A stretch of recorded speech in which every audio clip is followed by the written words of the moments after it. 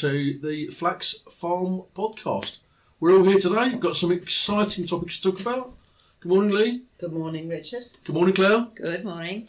So, today's topics we have for this podcast. Flax farm for the digestion and how to improve the digestion. Look at that. With flax. There's your intro. So, Claire, flax, seeds and digestion. Why?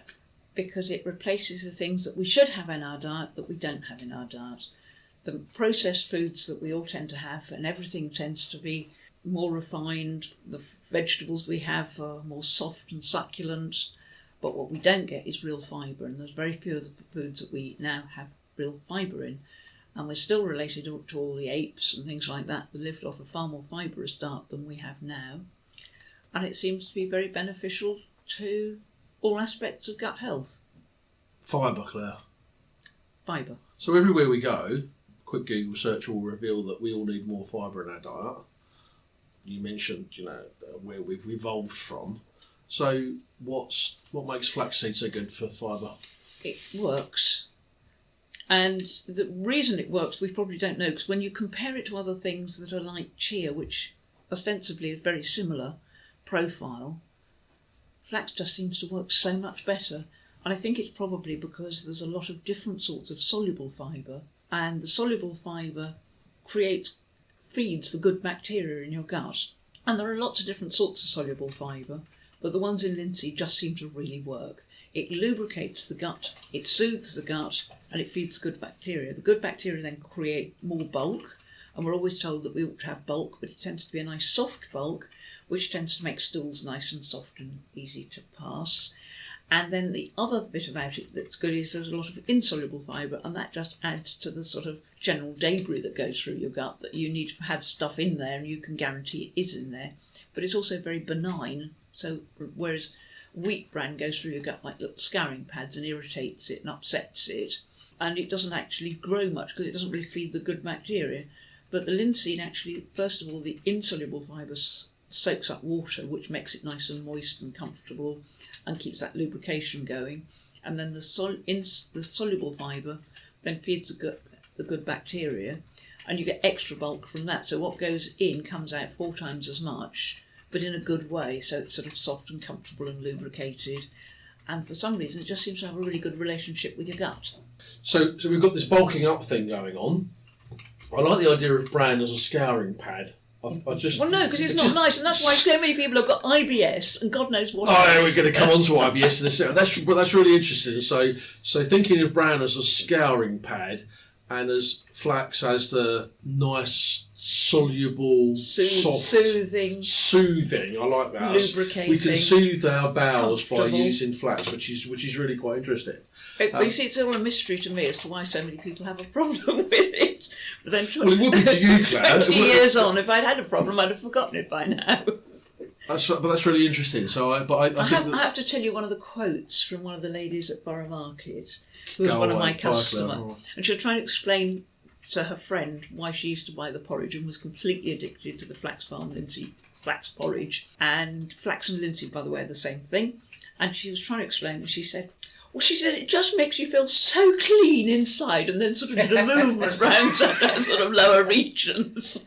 So we're getting to the point where we're talking about the fact that it really helps you poo, doesn't it? Well, that was the last question for the day. But nicely, the right way. Yeah. Quickly. And very important.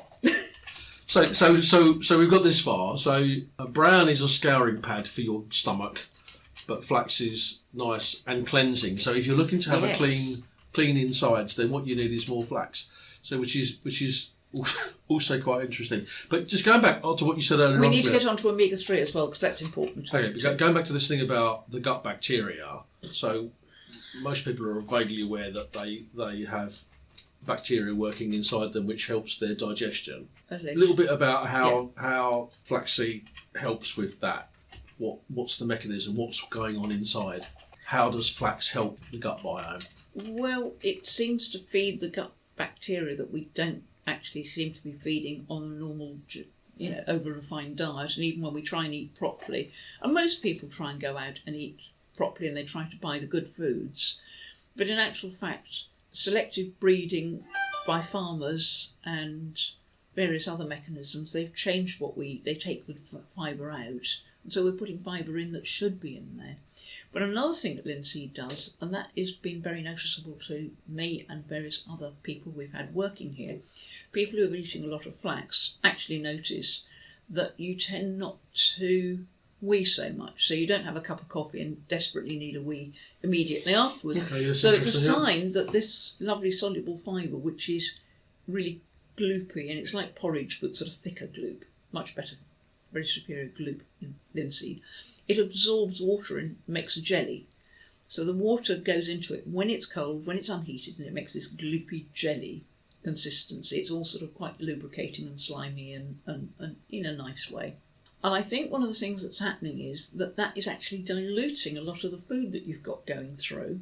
And I think we're designed to have, it seems that the gut works very well with this, and we notice that we don't need to wee so often. But I also noticed that when I used to go to the gym a lot, I was the only person that didn't take bottles out on a sort of 10-mile run. I didn't take a bottle to do 2 circuits classes in a row. I didn't even bother to drink. So I didn't need it. So it's actually hydrating your gut, and it's really keeping hydration in your gut, and that is actually slow release hydration for the rest of the body. This is keeping your gut wall healthier, because if everything's all dried out in there from a very early point, early on in the bowel, and you haven't possibly got enough water going through the rest of it at the right speed, then you're going to dry things out. Various things are going to work too quickly, various other things aren't going to work as well as they should because they're not as wet as they should. This is something that nobody's really looking into. Yeah, absolutely. No, yeah. So what you're saying is that the use of flaxseed, ground flaxseed, needs to be ground flax, actually retains the moisture, but it retains the moisture in the right places rather than ending up in your bladder, which is where it's weighed out. That's really interesting. See, I've learned something today, which is and Lee as well. Lee's learned something today. No, that's really interesting. Flaxseed, guys, is ground flaxseed is the way to go in order for you to wee less, I guess, is the answer to that. It does seem to keep the water where it should be, yes. Keeping and water how where much it should should you be be taking a day, Claire? I mean, can you take... How do you use not enough or too much? Generally, we recommend a couple of heaped tablespoons and to weigh it out and aim for about 25 grams a day. And that could be a bowl of porridge in the morning and maybe something with a bit of linseed later in the day. Right. And I'm sure the people who are sort of listening to this are people who are actually interested in getting something working better that's a bit slow going through, or people who are going to the loo far too much. Linseed or flaxseed works by normalising the digestion. So we're actually doing things the way it should work. So if you've never used it before, would you suggest starting off slowly?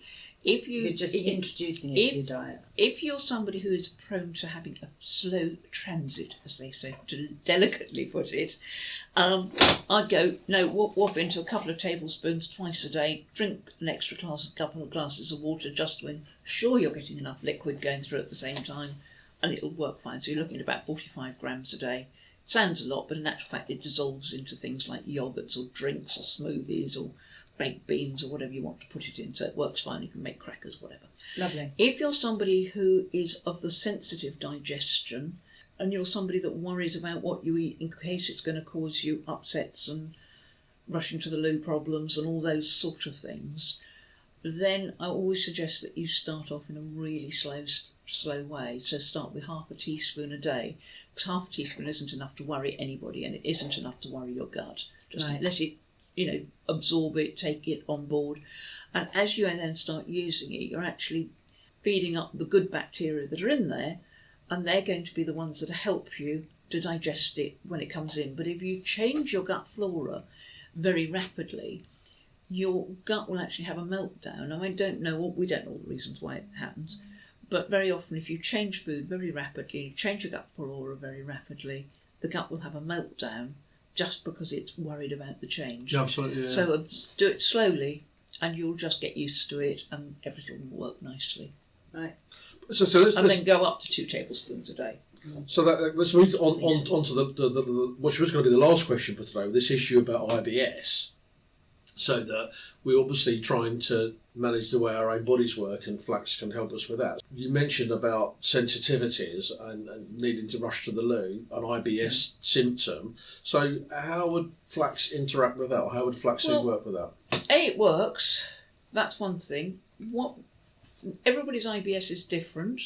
Some people's IBS is actually a sort of intermittent constipation thing, where your gut then gets fed up with you being constipated, and then it goes into meltdown because it doesn't like you being constipated in one place, and that can upset it. So we're actually getting things moving through at the right speed, chug, chug, chug, chug, nicely, more regular, go to the loo maybe once or twice a day. Well, at least once a day, maybe twice, even 3 times a day, who cares? It's working, it's chugging on through just the way nature intended, and really is what your body wants to do. It wants to go to the loo when it should. And the other thing is that you've got omega-3 going on in linseed, and omega-3 is very scarce in our diet, and it's an essential fat that we need to have more of. We're all really bordering on being omega-3 deficient in the UK and America for that matter, and without omega-3 various systems in the body tend not to work as well as they should, so the various messages in the body don't get through. So it's a message to actually maybe switch on your peristalsis or switch off a digestion, the lubrication in the gut, or a enzyme in the gut or whatever. Yep. These are all being called for by the process of digestion. If it isn't got enough omega-3, what tends to happen is things either get switched on or switched off and don't recognise the calls to change the mechanism. This is all making sense, hopefully. More omega-3, it works more like a well-oiled sewing machine. And it also, omega-3 feeds a gut flora that actually you change the gut flora by having omega-3, because there's gut flora that actually like to have omega-3. Absolutely, yeah. So it's another way of sort of boosting your gut flora to make sure you've got a better profile of gut flora, because really, if you're a wild person and our ancestors used to eat omega-3, they used to get it in far better quantities than we do now. So that's something we ought to be getting. The other side of it is that omega-3 is going to make your gut wall, your digestive enzymes and all that sort of thing actually work better for you. So, and in addition to making it work better, you're also calming things down, because omega-3 is the calming down anti-inflammatory fat, and it produces anti-inflammatory hormones in the body, and IBS is inflammatory bowel disease, and you're wanting to calm this inflammation down. So rather than having your inflammation happening, you want a gut that's actually coping rather than flaring up. And that's interesting, absolutely, yeah. And so apart from the ground linseed, if you're not sure what to do with ground linseed, are there other ways that we can get flaxseed into the diet, or flax? Anyone who's got issues with flax will always start with ground flax in a small way, unless you've got a very, very, very, very sensitive digestion. However, the linseed porridge, flax porridge, is a brilliant way of getting a really good helping. We've also got flax jacks, which give you a really good helping, and we've got a lot of people who buy flax jacks that we find out like a treat, really. Well, they think they're a treat, and they've been buying them for years, and we find that yes, they love them, but it's what keeps them going to the loo. Just a flax jack a day, and we used to give my nephew. Hang on a second. So what we're saying here is we make something that's nice to eat that also helps you go to the loo. That's amazing, isn't it? And gives you omega-3. And gives you omega-3. And it's far too cheap, really. Claire would say that. This isn't a sales pitch, by the way. This is the Flax Farm podcast. And for people who've got really manic, crazy, sensitive digestions, I would suggest that they started off on the oil for about a week or two, even a month, having 2 or 3 teaspoons of the oil, because everybody tolerates the oil really well. And just fold that into food like mashed potatoes, smoothies or yogurts or porridge. Once you've done that for a while, then what you want to do is to get whole linseeds, boil them in water to make a linseed tea. There are lots of recipes on the Flax Farm website, and the tea will start generating good gut flora for you. And stick with that for a week, a month, until that started to be really easily tolerated.